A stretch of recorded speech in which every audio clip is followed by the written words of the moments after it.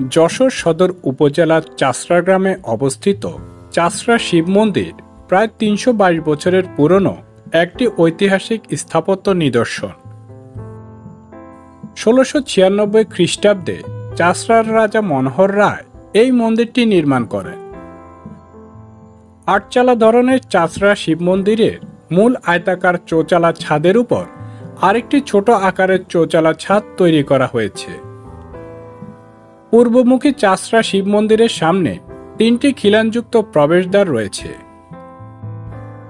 পোড়ামাটির ফলকে নান্দনিকভাবে অলঙ্কৃত মন্দিরের দৈর্ঘ্য ৯.৫ মিটার এবং প্রস্থ ৮.১৩ মিটার।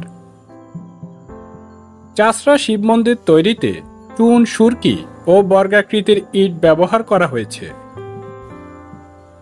সতীশচন্দ্র মিত্রের যশোহর খুলনার ইতিহাস নামক গ্রন্থে চাষড়া শিব মন্দিরের কথা উল্লেখ রয়েছে। প্রতি অমাবস্যা এবং পূর্ণিমায় এই মন্দিরে বিভিন্ন ধর্মীয় অনুষ্ঠান আয়োজন করা হয়।